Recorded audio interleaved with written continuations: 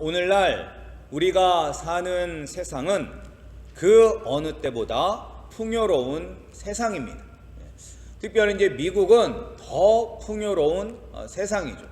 어떻게 보면 정말로 한국에서 이제 미국을 비교할 때 천조국이라는 그런 이제 말을 쓰기도 하는데, 어떻게 보면 이 세상에서 천국이 있다면 아마 미국이 천국일 것입니다. 왜냐면 이제 과일도 싸고 고기도 싸고 모든 것이 다른 곳에 비해서 싸고 풍부합니다. 그리고 공기도 좋죠. 그러나 이렇게 이제 풍요로운 세상에서도 많은 어려움을 가지고 사람은 살아갑니다. 환경이 편해지고 물질 문명이 발달한다고 해서 우리가 가지고 있는 문제들이 없어지는 것은 아닙니다. 특별히 이제 한국 젊은이들이 가지고 있는 어려움들이 여러 가지가 있습니다. 그런데 이제 그 중 하나가 바로 결혼입니다. 결혼. 오늘날의 젊은이들은 이제 내 한 몸 간수하기도 지금 이렇게 힘들고 어려운데 결혼은 사치다라고 생각을 하는 사람들이 많다고 합니다. 그런데 이제 더 큰 문제는 이렇게 어려운 결혼에 성공을 해도 많은 사람들이 쉽게 이혼을 하는 경우가 있다는 것입니다. 그래서 오늘날에는 연령대를 가리지 않는다고 합니다. 젊은 사람들만 이혼하는 것이 아니라 황혼 이혼도, 그러니까 20년 이상 사신 분들도 이혼을 많이 한다고 합니다. 그런데 이 이혼의 문제는 오늘만의 문제는 아닙니다. 예수님 당시에도 남자들이 자신의 아내를 버리는 경우가 많았습니다. 그래서 오늘 본문도 보면 바리새인이 예수님에게 와서 이제 뭐라고 물었냐면, 사람이 아내를 버리는 것이 옳으니까 라고 묻고 있습니다. 여기서 이제 아내를 버린다는 것은 이제 이혼을 한다는 것입니다. 그래서 이혼을 해도 괜찮습니까? 이렇게 이혼이 하는 것이 하나님의 뜻입니까? 이렇게 묻는 게 아니라 예수님을 보자마자 아내를 버리는 것이 옳습니까? 라고 묻고 있습니다. 그리고 또한 예수님 당시에는 대체적으로 유대 사회에서는, 그러니까 헬라 문화권의 영향을 받은 고위 계층을 제외하고서는 이 유대 사회에서는 여자는 이혼을 요구할 수가 없습니다. 아무리 남편이 자신을 학대를 하고 자신을 힘들게 한다 할지라도 여자는, 아내는 이혼을 요구할 수가 없고 오직 남편만이 이혼할 수 있는 권리가 있었습니다. 그런데 왜 이제 바리새인이 예수님을 시험하기 위해서 이 질문을 했냐면, 이런 이혼의 문제가 그 당시에 매우 민감한 문제였기 때문입니다. 일단 그 당시 사회적인 그 분위기가 이 남자 쪽에서는 너무나 이혼을 쉽게 할 수가 있었습니다. 그리고 또한 세례 요한이 왜 죽음을 당했나요? 세례 요한이 분봉왕 헤롯에게 죽음을 당하였습니다. 그런데 그 죽음을 당하게 된 이유가 무엇이냐면, 이 분봉왕 헤롯이 원래의 아내와 이혼을 하고 그리고 자기 동생의 아내와 재혼을 하였습니다.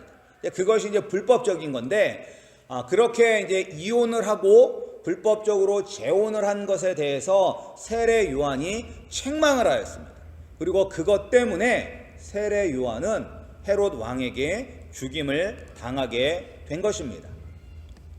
따라서 지금 이제 예수님께서 이 질문에 어떻게 대답을 하냐에 따라서, 만약에 헤롯, 분봉왕 헤롯의 심기를 거스리는 그런 말을 하게 되면 이 바리새인들에게는 예수님을 잡을 수 있는 아주 좋은 기회가 되는 것입니다. 이 위기에서 예수님은 어떻게 이 위기를 극복을 하셨냐면, 예수님은 이 문제에 대해서, 이 질문에 대해서 바로 대답을 하시는 것이 아니라 오히려 바리새인들에게 질문을 하셨습니다. 그러면 모세는 어떻게 너희에게 명하였느냐라고 질문을 하였습니다. 그러자 바리새인들은 모세는 이혼 증서를 써주어 버리기를 허락하였나이다라고 대답하고 있습니다. 이것이 어디에 나오고 있냐면 신명기 24장 1절에서부터 3절까지 나오는 그런 구약의 말씀을 인용해서 예수님에게 지금 바리새인들이 이야기하고 있는 것입니다. 이 바리새인들은 남자가 이혼 증서만 써주면 원하는 대로 이혼할 수 있다고 모세의 율법을 해석하고 있습니다. 그런데 오늘 보면 이 사람들도 허락하였다, 모세는 명령하였다가 아니라 허락하였다라고 이야기하고 있습니다. 따라서 이 뜻은 무엇이냐면 이렇게 이혼하는 것, 이혼 증서를 써주는 것은 하나님의 명령이 아니다. 단지 그 사회를 유지하기 위해서 하나의 제도로서 이혼을 어쩔 수 없이 허락한 것이다 라는 뜻인 것입니다. 따라서 왜 모세가 이 사람들에게 이혼을 허락했냐면 바로 사람의 마음이 완악하기 때문에, 사람의 마음이 너무나 악하기 때문에 허락하였다라고 예수님은 지적하고 계십니다. 이 당시의 이혼은 재판을 받을 필요가 없는 문제였습니다. 그리고 여기서 이제 이혼을 할 때 이혼의 사유는 간음이 아닙니다. 그러니까 다른 남자와 뭐 정을 통했다거나 그러한 뭐 간통을 했다거나 그런 이유가 아닙니다. 왜냐하면 이제 간음을 한 여자는 돌로 쳐 죽일 수가 있기 때문에 간음이 아닌 다른 이유 때문에 이혼을 하게 되는 것입니다. 그런데 이제 이때 어떤 이유로 남자들이 막 이혼을 하냐면 아내가 조금만 불평을 해도 이혼할 수가 있었습니다. 그러니까 잔소리가 듣기 싫으면 귀찮으면 그냥 이혼할 수가 있었습니다.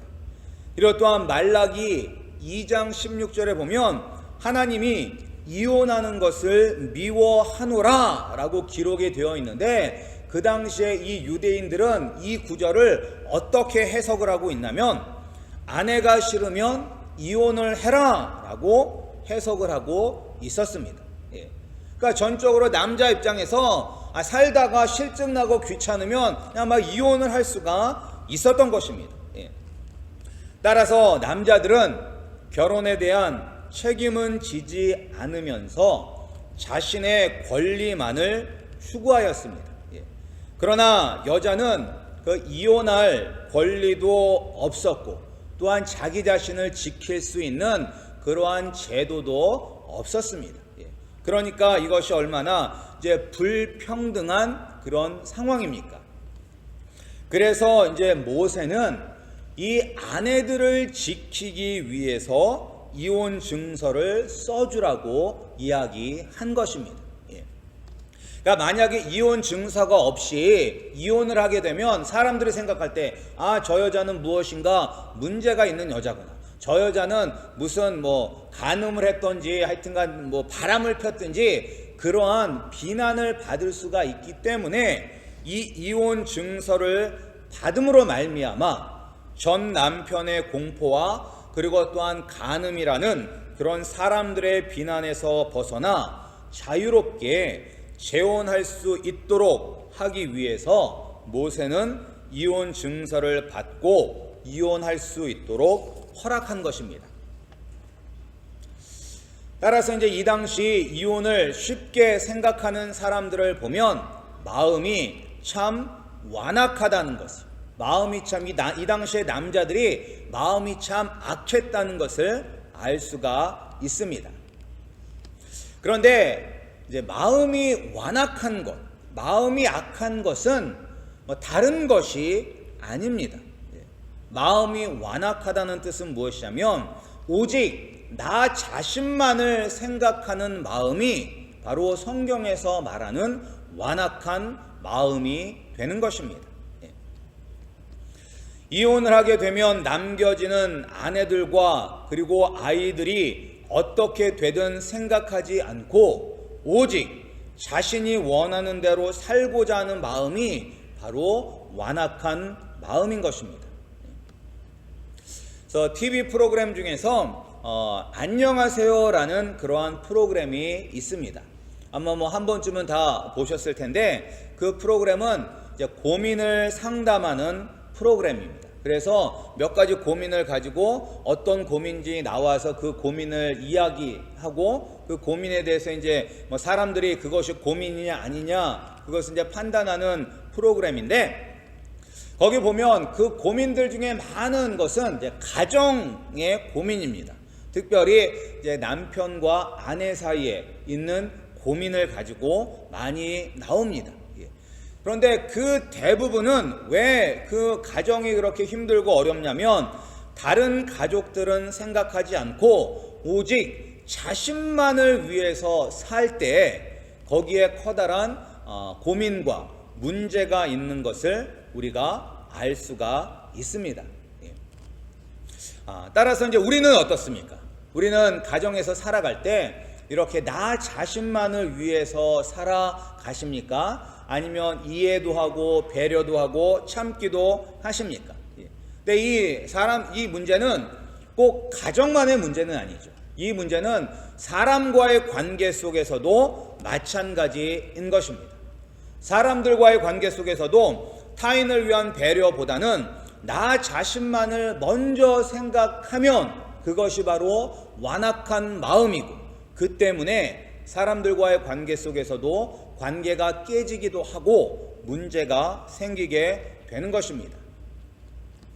따라서 예수님 당시 이혼의 문제나 오늘날의 이혼 문제뿐만 아니라 가정의 문제, 그리고 사람과 사람 사이의 그 관계의 문제도 다 결국은 우리 마음의 완악함 때문에 생기는 것입니다.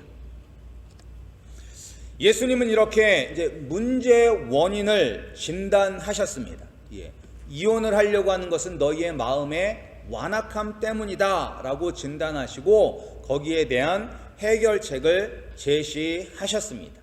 그 해결책은 남자와 여자를 창조하신 하나님의 뜻을 알려주심으로 말미암아 해결책을 제시하셨습니다. 왜 하나님은 남자와 여자를 창조하셨을까요? 창세기 2장 18절에 보면 뭐라고 나와 있냐면, 여호와 하나님이 이르시되 사람이 혼자 사는 것이 좋지 아니하니 내가 그를 위하여 돕는 배필을 지으리라 하시니라 라고 기록되어 있습니다. 그러니까 사람이 남자 혼자서 사는 것이 너무나 외롭고 쓸쓸하고, 정말로 그래서 하나님께서 돕는 배필 여자를 만들어 주신 것입니다. 따라서 남자와 여자는 서로 도우며 살아야지만, 혼자 사는 것이 아니라 서로 도우며 살아야지만 행복한 존재로 하나님께서 창조하신 것입니다. 그런데 이제 서로 돕고 사는 그런 정도가 이렇게 이웃사촌처럼 그렇게 돕고 사는 정도가 아니라, 말씀에 보면 한 몸이 되라고 하고 있습니다. 한 몸이 되어. 우리 본문 8절과 9절 말씀을 다시 한번 함께 읽어보겠습니다. 우리 마가복음 10장 우리 8절과 9절입니다. 우리 함께 읽겠습니다. 시작. 그 둘이 한 몸이 될지니라. 이러한즉 이제 둘이 아니요 한 몸이니 하나님이 짝지어 주신 것을 사람이 나누지 못할지니라 하시더라. 아멘. 여기서 이제 한 몸이라는 단어를 사용하셨습니다. 이제 한 몸이라는 뜻은 서로 다른 두 인격체인 남자와 여자가 결혼을 통해서 한 인격체가 되는 것을 의미하는 것입니다. 한 사람과 한 사람과 모여서 두 인격체가 되는 것이 아니라 한 사람과 한 사람이 모여서 하나의 인격체가 되라는 것이 바로 하나님께서 우리에게 말씀하신 것입니다. 그리고 또한 이 결혼은 하나님이 짝지어 주신 것이기 때문에 사람이 자기 생각대로 이혼해서는 안 된다라고 말씀하고 있습니다. 예. 결혼은 또한 단지 법적인 결합만 의미하는 것은 아닙니다. 예. 그냥 혼인신고서에 도장을 찍었다고 해서 법적으로 결혼이 이제 혼인관계가 되었다고 해서 부부가 되는 것이 아니라 성경에서 이야기하는 결혼은 피로 맺어진 혈연관계입니다. 예. 언약관계입니다. 예. 따라서 옛날에 이제 주례를 받을 때 주례 선생님들이 이런 말씀 많이 하시잖아요. 검은 머리가 팥뿌리가 되도록, 그리고 죽음이 우리를 갈라놓을 때까지, 이런 말씀을 하시는데, 그러니까 죽음이 우리를 갈라놓을 때까지는 우리가 하나가 되어야 하는 것이 하나님의 뜻인 것입니다. 예. 그런데 어떻게 서로 다른 두 인격체가 한 인격체가 될 수가 있을까요? 예. 그러니까 이 두 사람이 완전히 서로 다른 환경에서 살았습니다. 예. 그리고 참 이상한 게 사람은 서로 좀 다른 사람에게 끌립니다. 예. 내성적인 사람은 약간 외형적인 사람에게 끌리고, 이렇게 서로 좀 반대되는 사람에게 끌려요. 예. 근데 그렇게 이제 성격이 반대가 되려면 자라온 환경이라든지 이런 것도 나랑 너무나 다를 때가 많습니다. 그래서 이 서로 다른 두 사람이 만나서 하나가 되기 위해서는 인내가 필요합니다. 참을성이 필요합니다. 그리고 이해하고자 하는 마음도 필요하고, 자기의 것을 포기해야만 하는 그런 희생도 반드시 필요합니다. 우리 결혼을 해보신 분들은 다 경험하셨을 것입니다. 그리고 또한 연애를 아주 오래 하신 분들, 연애를 뭐 한 10년씩 하고 결혼하신 분들도 다 느끼셨을 테인데, 뭘 느꼈냐면 나와 함께 사는 이 사람은 정말로 나와 다르다라는 것을 아마 느끼셨을 것입니다. 예. 저도 결혼 이제 14년 차가 되었음에도 불구하고 여전히 저랑 너무 다르다는 것을 발견할 때가 많습니다. 예. 근데 이제 그 다름이 사소한 것들이 많죠. 사소한 것에서 참 다르다는 것을 많이 이제 발견을 하게 됩니다. 지금도 생각도 다르고, 똑같은 것을 보고 나서도 그것을 해석하는 것도 다르고, 좋아하는 것도 다르고, 그리고 많은 경우 다른 것을 느끼게 됩니다. 예. 그런데 이제 문제는 무엇이냐? 문제는 그 다른 점 때문에 살면서 참 불편하다는 것입니다. 예. 나는 이렇게 하는데 왜 저 사람은 저렇게 할까라고 이렇게 생각을 하고, 그런 것 때문에 다투기도 하고, 다툼이 점점 더 커져서 큰 싸움이 되기도 하고, 또한 그것이 결국은 홧김에 이혼까지도 하게 되는 그러한 원인을 제공하기도 합니다. 근데 하나님이 원하시는 것은 무엇이냐? 하나님이 원하시는 것은 이로 서로 다른 사람이 한 몸이 되어가는 과정을 원하시는 것입니다. 이 서로 다른 두 사람이 결혼을 했다고 하나가 되는 것은 아닙니다. 서로 그런 다른 점을 발견하면서 서로를 이해하려고 애쓰고, 그리고 서로 양보함으로 온전한 하나를 하나하나 이루어가는 것입니다. 결혼을 했다고 하나가 되는 것이 아니라 하나됨을 이루어가는 것입니다. 그러나 이러한 과정은 쉽지가 않습니다. 비록 우리가 예수 그리스도를 믿음으로 하나님의 자녀가 되었고, 그리고 또한 우리는 새로운 피조물로 다시 태어났습니다. 그러나 여전히 우리 안에 있는 죄의 찌꺼기들이 나를 나 중심적으로 살도록 유혹합니다. 성경이 말하는 죄는 다른 것이 아닙니다. 성경이 말하는 죄는 내가 곧 하나님이 되고자 하는 것이 성경에서 말하는 죄인데, 내가 하나님이 된다는 것은 다른 것이 아닙니다. 내가 하나님이 된다는 것은 내 마음대로 내 중심적으로 살기를 원하는 것, 그것이 바로 내가 하나님이 되는 것입니다. 가정에서도, 그리고 사람들과의 관계 속에서도 내 마음대로 내 뜻대로 살기를 원하는 것이 바로 그것이 완악한 마음인 것입니다. 배우자가 다른 사람들이 다 내 뜻에 맞춰 주길 원하는 것이 바로 죄인 것입니다. 그렇게 되지 않을 때 짜증이 나고 신경질이 나게 되고 또한 미워하게 되는 것입니다. 이것이 다 나 자신만을 위하여 살고자 하는 마음의 완악함입니다. 내 속에 이러한 완악함을 제거해 버리는 장소가 바로 가정입니다. 가정. 우리가 점점 온전한 가정을 이루어 갈수록 우리는 삼위일체이신 하나님을 경험하게 됩니다. 하나님은 한 분이시지만 한 분이신 하나님 안에 몇 분의 인격이 계시죠? 삼위일체니까 세 분이 계시죠. 한 하나님 안에 세 분이 계십니다. 바로 성부, 아버지 하나님, 그리고 아들 하나님이신 예수님, 그리고 성령 하나님, 이 세 분이 완벽한 연합을 이루시며 사십니다. 그러니까 영원 전부터 영원까지 그렇게 항상 완벽하신 그 연합을 이루셨어요. 서로 사랑하시고 서로 이해하시고 서로 순종하시고, 그 완벽한 연합을 우리가 어디에서 경험하고 어디에서 만들어갈 수가 있냐면 바로 가정을 통해서 경험하고 맛보고 이루어갈 수가 있는 것입니다.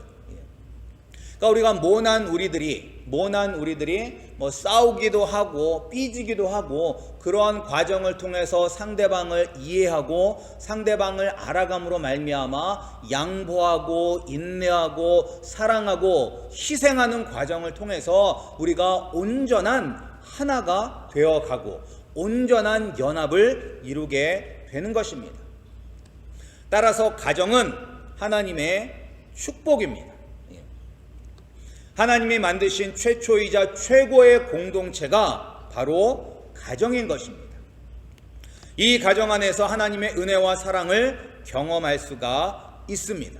그리고 이 가정을 통해서 정말 우리가 예수님을 닮아갈 수가 있는 것입니다. 가정 안에서의 서로 하나가 되는 과정을 통해서 너와 내가 각각 남으로 있는 것이 아니라 우리라는 한 몸을 이룰 수가 있는 것입니다. 이렇게 되기 위해서는 너와 내가 사라지고 우리가 되기 위하여 나 자신을 내려놓아야 하는 것입니다.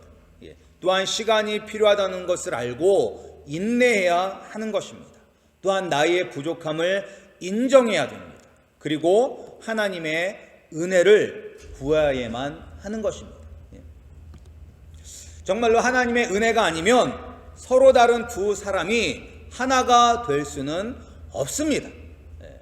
하나님의 은혜가 임할 때 내 것을 포기할 수가 있는 것입니다. 져줄 수가 있는 것입니다. 정말로 저도 부끄럽고 창피한 이야기인데 저희 집사람이 가끔 그런 이야기를 합니다. 왜 이렇게 다른 사람들에게는 한없이 좋은 사람인데 나한테는 그렇게 못했냐라고 그런 이야기를 합니다. 꼭 남들 대하는 것처럼 나 좀 대해달라라는 그런 이야기를 합니다. 근데 우리 여러분들도 다 동일하실 거예요.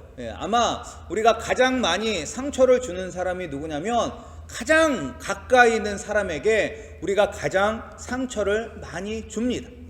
또 우리는 어떻게 하면 저 사람이 상처 주는 것을 알아가지고 일부러 화가 나고 열받으면 더 상처가 되는 말을 합니다. 그러한 우리가 어떻게 이 삼위일체 하나님의 연합하심을 우리 가정에서 이룰 수가 있냐면 결국은 하나님의 은혜밖에 없는 것입니다. 하나님의 은혜가 이룰 때, 우리에게 임할 때 내 성질을 죽일 수가 있게 되는 것이고 다른 사람을, 내 배우자를 불쌍하게 여길 수 있게 되는 것이고 이해할 수가 있게 되는 것입니다. 따라서 우리 성도님들, 여러분들의 가정이 정말로 하나님이 주신 그런 축복의 가정이 되기를 원하신다면 날마다 하나님의 은혜를 구하시기 바랍니다. 은혜가 아니면 우리의 가정이 하나님이 기뻐하시는 아름다운 가정이 될 수가 없는 것입니다. 정말로 우리 아름다운 교회 성도님들은 날마다 삼위일체 하나님의 온전한 연합과 사랑과 그리고 또한 은혜를 경험하심으로 말미암아 하나님이 기뻐하시는 아름다운 가정을 이루시기를 주님의 이름으로 축복합니다. 그런데 이제 아직 결혼하지 않은 사람들에게는 근데 이것이 그렇게 현실적으로 다가오지 않을 수 있습니다. 그러나 결혼을 하였던 결혼을 하지 아니하였던 믿는 사람들은 이미 다 영적으로 결혼한 사람들입니다. 우리는 다 신부가 되었습니다. 그리고 우리의 신랑은 누구냐? 바로 예수님입니다. 예수님. 따라서 우리 모두는 영적으로 예수님과 함께 가정을 이루었습니다. 예수님은 어떠한 신랑이실까요? 예수님은 정말로 우리가 꿈꾸는 완벽한 신랑이십니다. 일단 부자세요. 부자세요. 하늘의 모든 것들, 이 온 우주 만물을 다 소유하신 분이기 때문에 엄청난 부자시고, 그리고 우리를 죽기까지 사랑하시는 그런 멋진 남자이십니다. 그러니까 우리는 완벽한 신랑과 함께 살고 있는 것입니다. 그런데 이런 신랑 되신 예수님과 함께 사는 우리들은 과연 어떤 신부일까요? 정말로 예수님 앞에 거룩하고 흠이 없고 그런 성결한 신부일까요? 아니면 그렇게 완벽한 신랑이 내 앞에 있음에도 불구하고 자꾸 한눈을 파는 그런 어리석은 신부일까요? 우리 성도님들, 정말로 예수님과 동행하면 완전하고 온전하신 하나님의 연합을 경험할 수 있습니다.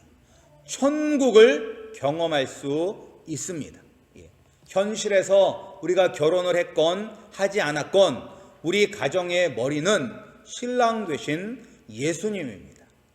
끝까지 인내하시고 끝까지 사랑하시는 이 예수님과 한 몸을 이룰 때 우리 가정은 하나님이 기뻐하시는 온전한 가정이 되는 것입니다.